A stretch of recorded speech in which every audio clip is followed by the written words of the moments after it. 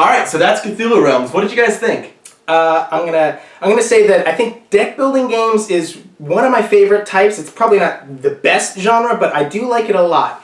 And the first time I was playing Cthulhu Realms, I kept thinking, this is the deck building game I've been waiting for. Kind of. I mean, I'm not saying it's the best ever, but there's so many good things about it that it's quick, it's easy to teach, but it's not extremely simple. Like, it has the two types of currency. It's basically purchasing and attack, which I love. I really like that. And also the fact that you're bringing somebody down to zero, like, okay, it's sanity, but really it's like health. So like Magic or Dice Masters, that's a theme that I'm really familiar with. So that's like, molding different types of games that I like together. So that is awesome.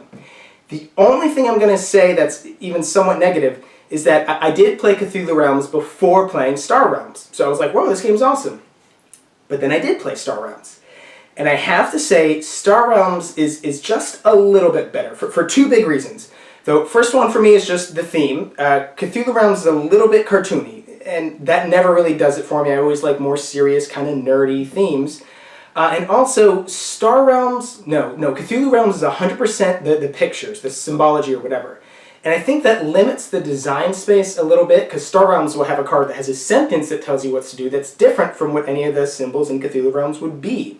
So for that reason, it's a little bit broader on what it can do. But again, that's very minor. I still think Cthulhu Realms is a fantastic game. You should definitely get it, but just in my opinion, Star Realms beats it by that much.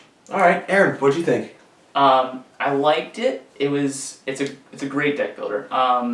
It's very simple to teach. Once you taught everyone the symbols, like then you know how to play. You just look at it like, okay, this card has this symbol, the symbol does this effect.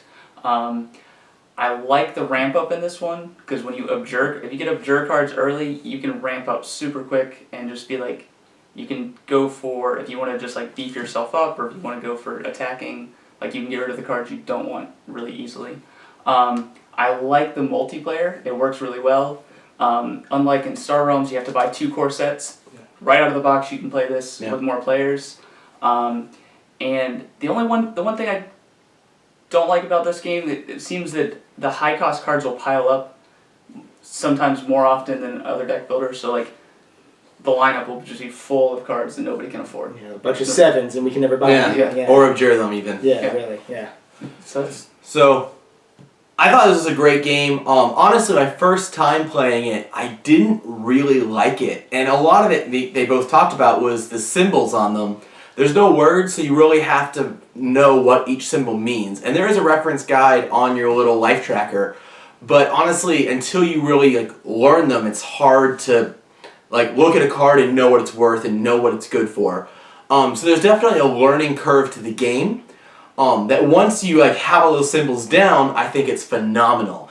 And honestly, the symbols make it a very language compatible game. There's no translations. I can sit down with someone who doesn't speak a lick of English, and as long as they understand those symbols, we can play just fine. With that, I think that the symbols make it very refined. It's very easy to look at a card and know how that will play in my deck. Know exactly what it's going to go well with, how you can combo with it, and you can make crazy combos in this game. And I think that's one thing it has over Star Realms, where Star Realms you kind of luck out with oh, I got this card and this card and this card, crazy combo. Cthulhu Realms, you can abjure and refine your deck down to where you're like, my whole hand is awesome and it plays off each other, and now I have twice the cards I started with. It's phenomenal. My biggest complaint with this game is actually the box. And I know it doesn't seem like that big of a deal, but we sleeve pretty much all of our games. It's like a requirement for us. It's a status symbol. And the box does not hold the card sleeved.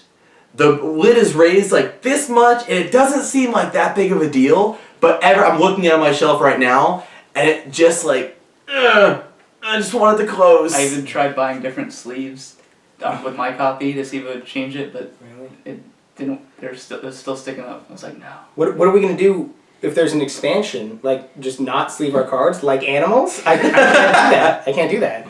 All right, guys. Well, that's Cthulhu Realms. We really do enjoy this game. You know, we had some negatives to say about it, but overall, it's a phenomenal game. TMG did a great job, kind of taking Star Realms and putting it into the Cthulhu universe in a fun, cartoony way that really fit the game. Subscribe and you'll never be bored. What do I do with my hands? I was just freaking out for a small second.